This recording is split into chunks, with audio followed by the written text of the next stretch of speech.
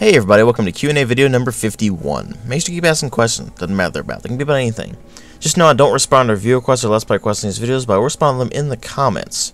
You can post your questions in the comments below, you can send them to me via PM, or you can put them in the appropriate discussion topic on the Steam group. Gameplay in the background is FTL faster than light. Why? Because, I don't know, it's just a really good game for this sort of thing. Anyway. Let's go ahead and start with a question from Dan98Y. Do you think that good and evil actually exist? They're abstract concepts, so it's really hard to say whether they actually exist or not. I do believe that there are things that we would consider evil, although whether the concept of evil in itself is a real thing, hard to say, because there's always multiple dimensions to everything. As the saying goes, everyone's a hero in their own mind. So, I don't know. There are things that you would associate with good that would result in positive outcomes for pretty much everybody involved. And then there are things that you would associate with negative outcomes for pretty much everybody involved, and that would fall more towards the evil thing. But as far as evil goes, I think we can pretty easily say that it sort of exists in the sense that there are things out there that are the result of pure malice. There is absolutely no reason for it other than to be malicious. That's the sort of thing you would consider evil. As for good, it would be things that are... I don't want to use the word charitable because that's not really the best word for it. But suffice to say, it's the only thing I can think of at the moment to describe it, that are purely with charity in mind, as in the idea of promoting just decency and that sort of thing, and improving life, that sort of thing. That would be more what you would consider good. So, as for whether there are certain creatures out there that are just like, I will do evil because evil, or I will do good because good, I don't really think that exists, but the concepts themselves, they can be made to exist. Next question is from Krishan Cash. Do you think the Wii U is a failure? I think it's too early to really tell. For now, they haven't really made a compelling case as to why anyone should actually get a Wii U. Because if you are a casual gamer, you look at it and you go, well, it's just a Wii, then why should I get the Wii U? It's just a Wii. While if you're more of a hardcore gamer, you look at it and you go, well, there's not really anything out for it yet that I really want to get that's exclusive to it, so there's really not that much reason to get it. And it's seen as a bit of a gimmick. It hasn't really had that killer app for it yet. And so that's really what I feel they need to focus on for it to certainly not be a failure. It's not quite a failure yet. It has gone off to a really, really shaky start. And they really need to do something to revitalize it before it turns into a failure. But it's not quite a failure yet.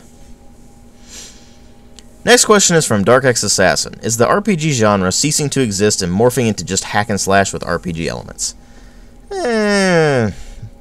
Mainstream, maybe. There's still plenty of RPGs that get released. It's just that they take a while to actually get released. Those sorts of games actually take quite a while to develop. And with Kickstarter, we've seen sort of a revival of that with, of course, Project Eternity, which just now, a couple of days ago, actually, changed its name to Pillars of Eternity. They actually have the official title of the game now. And Torment Tides of Numenera. Those are the more classical style of RPGs. And RPGs themselves should focus on the role-playing itself. There are still some games that do that. By and large, you're seeing a lot more action RPGs. It's just a lot easier to get into that sort of thing. You look at a game like, say, Mass Effect. It's a hell of a lot easier to get into than a game like Gothic, even though they're both technically action RPGs. And it's just a matter of finding that balance between accessibility and actually being a solid RPG. Sometimes I get lost in the process. Other times I don't even try to go for that. Like that one game that I'm tired of talking about, so I'm not going to talk about it anymore. You all know what it is. And stuff like that, where they just don't care anymore. It's just that the RPG genre itself has been so muddy for the past several years that while they're trying different ways of exploring the gameplay and such like that, they really haven't advanced in terms of story, and it's much easier to rely on a linear, straightforward story than it is to actually make a legitimate RPG when you're trying new things. So, who knows? We'll see whether they actually return to that. I mean, look at The Witcher 3. That thing looks fantastic already, and it isn't even out yet. I haven't even finished The Witcher 2 yet, and even though I'm enjoying it, and I just haven't really had the time for it.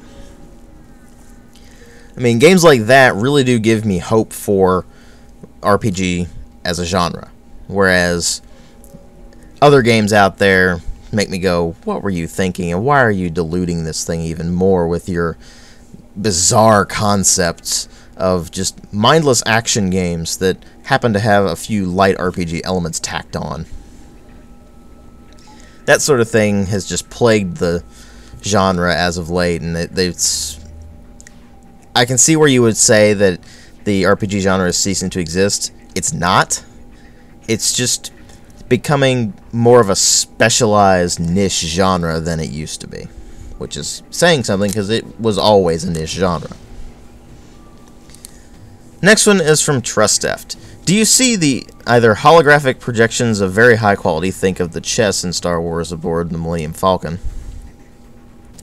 as possible future monitors, or do you see more likely skipping that type of VDU for a future full virtual reality in the reigns of TNG's holosuits? Or holosuites, maybe? I'm not really a big Trekkie. Not necessarily to replace standard monitors, but as entertainment devices at least. I can see that happening. I mean, we're already seeing virtual reality starting to become more of a thing with stuff like the Oculus Rift, which that stuff is pretty cool, actually. But I don't see holographic projections replacing monitors anytime soon. We do have them, but we don't have things like, say, Dejarik. That's what the chess is in Star Wars. We don't have stuff like Dejarik yet. So, hard to say, really. I do believe that eventually we will switch over to some kind of holographic display, maybe in the far future for certain things, but it'll take longer to develop something of sufficient quality for gaming. Full virtual reality is a bit more of a likely thing because that's more accessible to people. You don't necessarily have to be a gamer to really get into virtual reality, because that's just cool. Think about that. No matter what, no matter who you are, you think about virtual reality stuff, and it's like, well, that could be really cool. So, who knows? It's certainly a possibility. I just don't really see it happening anywhere in the near future, so I won't really make a full judgment on the matter until I see more development in the field. But stuff like the Oculus is pretty promising. And the last question for today is from Track Shoes Life. Thoughts on the general direction mainstream music is going? Awful. It's horrible. No, really. Whenever I turn on the radio and just modern mainstream music starts going, I instantly feel like turning it off or switching it back to the classic rock station or something like that. And even then, on the classic rock station, more often than not, it's not playing the stuff I like to listen to. So, mainstream music has hit its point where it's just sticking with what it knows, and apparently what it knows is crap. So, I don't like that direction. And I hope something can revitalize it. I mean, there are occasional decent songs out of mainstream music these days. But by and large, it's just terrible. It's all this really generic, same-sounding pop music where you're hearing the exact same beat the entire time, the exact same kind of tone the entire time that you've heard several times before on the same loop of the radio. It's awful. This is a really good time to be an indie, though, because, you know, the indie music scene is getting bigger and bigger. So mainstream music just kind of stagnant, and it's not in a good place to be stagnant.